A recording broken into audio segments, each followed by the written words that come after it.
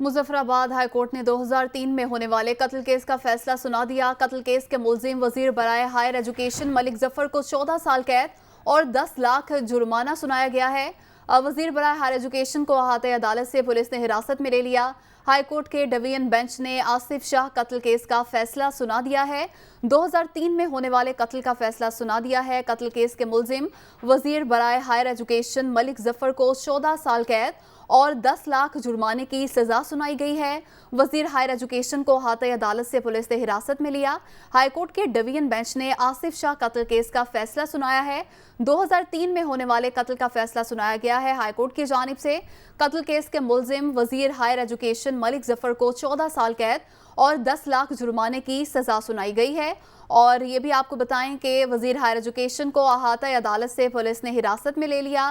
High court کے division bench نے آصف شاہ قتل کا فیصلہ سنایا ہے۔ 2003 میں ہونے والے قتل کا فیصلہ سنایا گیا ہے اور ہائی کورٹ کی جانب سے قتل کیس کے ملزم وزیر ہائر ایجوکیشن ملک ظفر کو 14 سال قید اور 10 لاکھ جرمانے کی سزا سنائی گئی ہے اور ان کو احاطہ عدالت سے پولیس نے حراست میں لے لیا۔ ہائی کورٹ کے ڈویژن بینچ نے آصف شاہ قتل کیس کا فیصلہ سنا دیا۔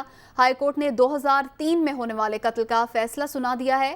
قتل کیس کے ملزم وزیر ہائر ایجوکیشن ملک ظفر کو 14 سال قید اور 10 لاکھ جرمانے کی سزا سنائی گئی ہے۔ وزیر ہائر ایجوکیشن کو احاطہ عدالت سے پولیس نے حراست میں لے لیا۔